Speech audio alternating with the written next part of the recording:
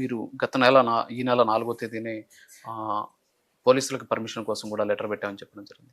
So, ఎందుకని ఆ permission ఇవ్వడంలో అంత అలసత్వం ఎందుకు? అట్ ది సేమ్ టైమ్ మీరు ప్రతి కార్యక్రమం ఈవెన్ దో ఒక పర్యటనకెళ్ళాలన్నా కూడా కోర్టుకి వెళ్లి తెచ్చుకోవాల్సినటువంటి పరిస్థితి. ఏంటి దీనంతటికి కూడా కారణం ఏంటి? అంటే ప్రభుత్వం ఇలాంటి అంశాలను చూసి భయపడుతుందా? లేకపోతే మీ వెనకున్నటువంటి బీసీల శక్తిని చూసి వాళ్ళేమన్నా వెనకడుగు వేస్తున్నారా? కారణం ఏమై ఉండొచ్చంటారు? ఏది ఏమైనా రాష్ట్రంలో చంద్రబాబు నాయుడు గారి ప్రభుత్వం అయితే ఖచ్చితంగా అంబేద్కర్ గారు రాసిన రాజ్యాంగానికి తూట్లు పొడిచి తన కుమారుడు నారా లోకేష్ నాయుడు రాసిన రెడ్ బుక్ రాజ్యాంగాన్ని నడిపిస్తున్నారు అని చెప్పడానికి ప్రత్యక్ష ఉదాహరణ గత 20 నెలల కాలంలో బీసీవై పార్టీ ప్రజల తరపున బాధితుల తరపున చేస్తున్న పోరాటానికి ప్రభుత్వం పెడుతున్న అడ్డంకులు, మరీ ముఖ్యంగా రేపు తలపెట్టిన బీసీ సింహగర్జనను అడ్డుకోవడానికి అనేక రకాలుగా కుట్రలు చేశారు. చివరి నిమిషం వరకు నిర్ణయాన్ని వెల్లడించకుండా పోలీస్ డిపార్ట్మెంట్ పైన ఒత్తిడి తీసుకొని వచ్చి చివరికి హైకోర్టు వారిని ఆశ్రయించిన తర్వాత అక్కడ మేము రిజెక్ట్ చేస్తున్నామని చెప్పి కుంటి సాకులు చెప్పే ప్రయత్నం చేశారు.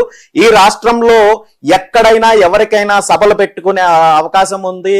జగన్మోహన్ రెడ్డి లాంటి నాయకుడు రేపు సభ అంటే ఈ రోజు ప్రకటిస్తే వారికి రెడ్ కార్పెట్ వేసి పోలీసులు ఆహ్వానం పలుకుతున్నారు. కానీ బీసీవై పార్టీ విషయంలో మాత్రం అనేక రకాలుగా అడ్డంకులు సృష్టిస్తున్నారంటే బీసీల యొక్క సమస్యలపైన పోరాటం చేసే వాళ్ళని ఏ విధంగా అనగదొక్కాలి, ఏ విధంగా ఇబ్బంది పెట్టాలి అని ప్రభుత్వానికి ఉన్న చిత్తశుద్ధి బీసీల సమస్యలపైన, బీసీలకు ఇచ్చిన హామీలపైన 1% ఉండింటే ఈ రోజు బీసీల రోడ్ల మీదకి వచ్చే పరిస్థితి ఉండేది కాదు.